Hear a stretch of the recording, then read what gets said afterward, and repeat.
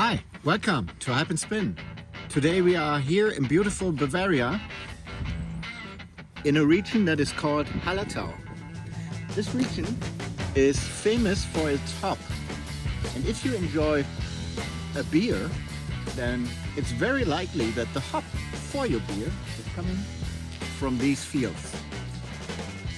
But as today's weather isn't really good enough for riding, I thought about we're going to talk about a wheelie, how to do a wheelie, the theory behind it, right?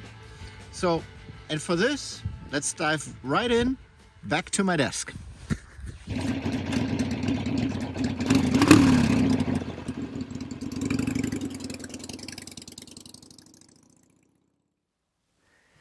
Hi, welcome. 2023 is the year when I'm going to learn how to wheelie. And that's what we're going to talk about today. The initial steps you need to do when you learn a wheelie. I actually started to take the first lessons last summer when I attended a wheelie school. What I learned there and what I learned from other books and talking to riders, I'm going to share with you today. Keep in mind, doing wheelies is quite dangerous. So make sure you get some professional help if you want to really learn it. I hope these tips are going to help you because they are going to show you what I'm doing. Maybe first question you're going to have is why should I wheelie at all? Just a few years ago, I started to learn how to ride a motorcycle. And I always had this wish to learn how to wheelie, right? Why? I think it looks cool, right? And it shows that you have a certain command of your bike, right? That you have a certain skill set to use the bike. But it's not only that, right? It gives you really the skills you need to also maneuver in certain situations. It gives you the confidence and it helps you with situational awareness. When I was younger, I used to fly airplanes. I worked with the mantra and I kind of modified it for riding, and the mantra is quite simple. It helps you to have situational awareness. When I ride my bike, I ask myself, what's the situation I'm in? What's going on around me? What's my position? So where am I in that situation? What's my body doing, right? Do I have body tension, or am I relaxed? Am I sitting too far behind or too much to the front? What's my speed? And what are the inputs or controls? Providing too much gas to the engine or too little, or am I braking too hard? So if you have this mantra, situation, position, body, speed, control, it helps you to check a couple of elementary things that you need to do a safe riding. And learning a wheelie actually makes you on purpose going through these different elements, and you get a couple of extra tricks to become a better rider. So that's about why wheelie. You now might ask, what is a wheelie? What are we talking about? And what kinds do exist? Well, let me show you on my little model. So a wheelie is simply a way to lift up your front wheel. You get into a balance point and you stay there. Every one of you knows that. There are basically two types. One of which is, you might have experienced that when you're standing in front of a red traffic light, it turns green, you crank up the gas and the bike lifts off. Modern bikes have wheelie control, so they probably interrupt the combustion process, right? And the bike goes back down. The second type, and that's the type we're going to talk about today, is the clutch wheelie. So you go slowly or quickly, it really depends. It's possible in both scenarios. And then you pull in the clutch, you rev the engine, and you let the clutch go. And with this, the bike lifts off, right? So that's the wheelie we're going to talk about. What bike do you need? You see here, it's the R1250GS. Is that the right bike to learn a wheelie? It certainly is the right bike to wheelie once you know how to do it, but it is not a good bike to start learning it. It's way too powerful.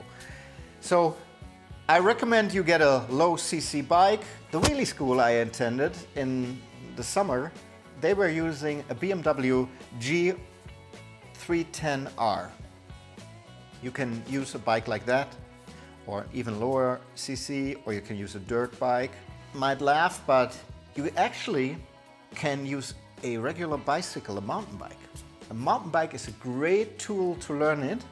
And when I attended that wheelie school, there were 3 stunt riders and they were practicing on their mountain bikes. And when I was home, I applied everything I learned on my mountain bike and it worked great. And really, you can apply this also to a mountain bike. So keep that in mind as well. And that is a very low risk option, because if you go too high and you get into the tipping point, all that happens is you land on your feet.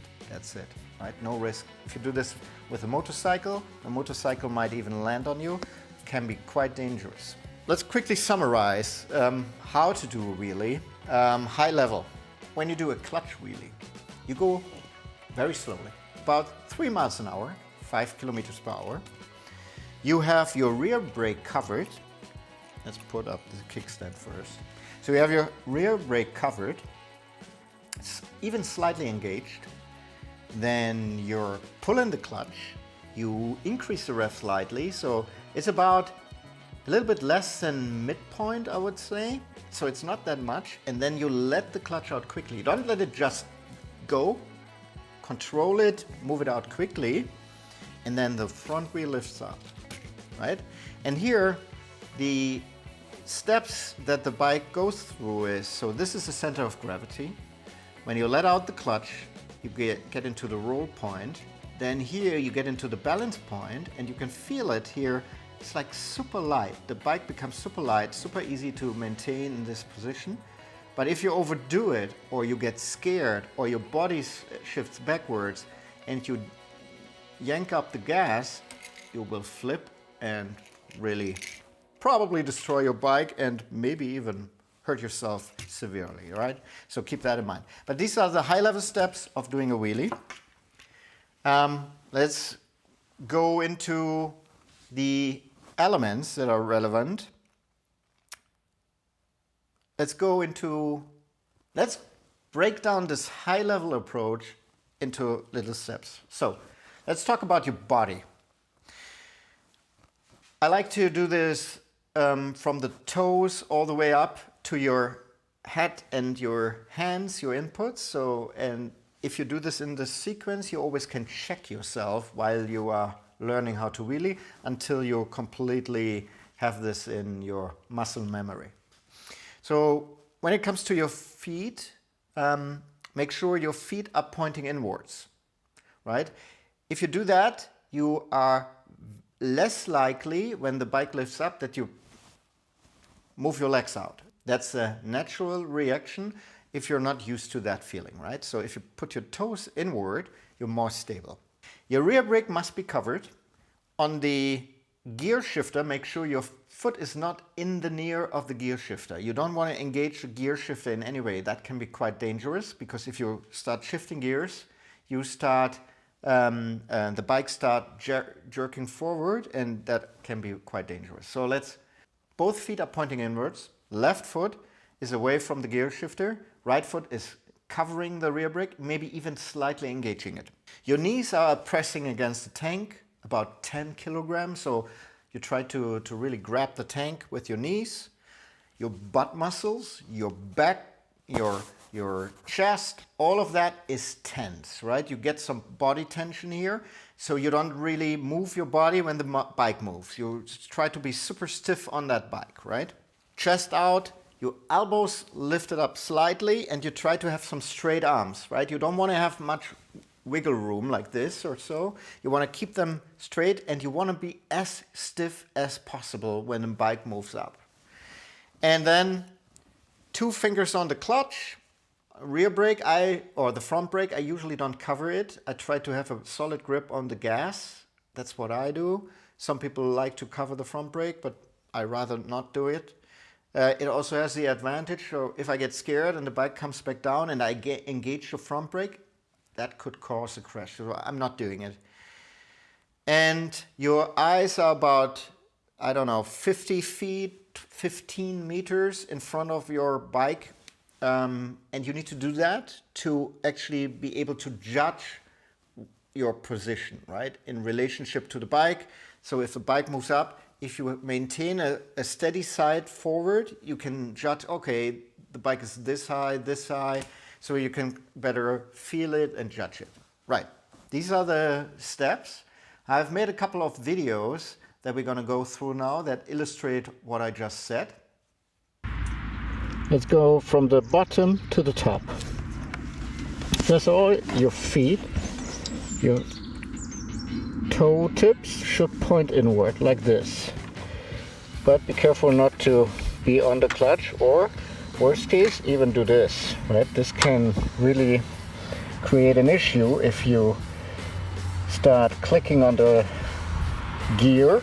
If you go into the second gear or something, then the bike suddenly changes power, and this can really be dangerous. So make sure your toes point inward, but you're not touching the gear shifter. Same on the right side, but here you want to have your foot over the rear brake. So you want to be able to activate the rear brake, and you even have it slightly activated when you introduce the wheelie. When it comes to the knees, so you have your toe tips pointing inward, your knees are pressing against the tank, your core is engaged, your back, your muscles are stiff, right? You want to make sure your button muscles are tightened. For the arms, lift up the elbows, so something like this, and then have your fingers on the clutch, on the throttle. I actually like to have my fingers here because I don't want to, out of fear or something, activate the front brake when I come down and maybe slide. So I rather do this, but there are different techniques to it. That's just the way I do it. And then your side is about 15 meters, 10 meters, 15 meters forward. Some say they look at the horizon. I like to look at the horizon as well, but it's important that you always maintain the same side level, right? Because if you look like this, if you look downwards, you have no feeling of how high your front wheel is. So now, with this in mind, let's practice what I just talked about. Toes point inward, rear brake is slightly activated. I go rather slow, RPM are idle, right? Core is engaged, elbows lifted up.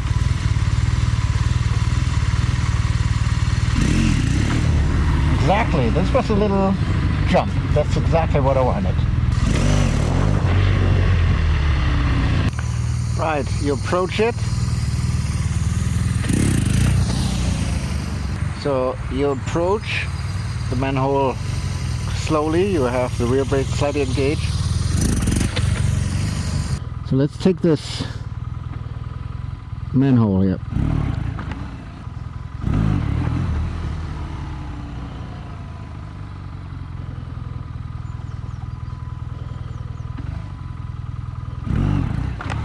All right, guys, let's go through the detailed steps one more time. So you go about 5 kilometers per hour, 3 miles per hour. Your eyes are 15 meters in front of you or 50 feet in front of you. You have maximum body tension. Your butt, your back, your chest, your arms, everything is tense. Your legs are pressing against the tank with about 10-15 kilograms. And your whole body stays stiff, right? You pull in the clutch, you increase your RPM in the lower middle RPM range, don't go too crazy, right? Lower middle RPM range. Then you let out the clutch rapidly, not without control. The bike moves out of the center of gravity, through the roll point into the balance point. In the beginning, you want to stay clear of the balance point, because after the balance point comes the tipping point. That's where you crash, right? So in the beginning, you want to do this increase the RPM, let the clutch out, and do a little lift off. You're not going into the balance point, you just do these little hops, right? Like I show you here in this video.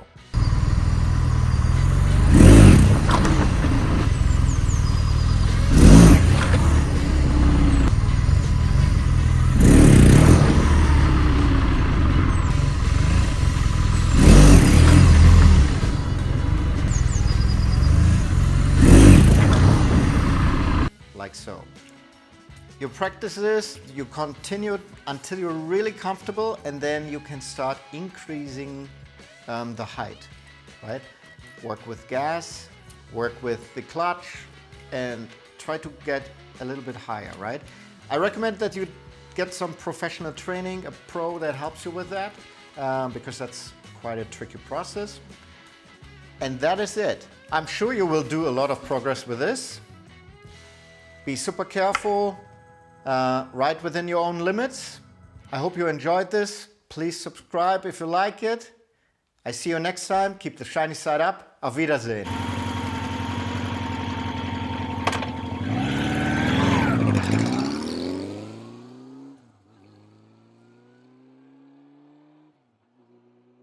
Look at that. Roundabout in Germany. That's quite uncommon.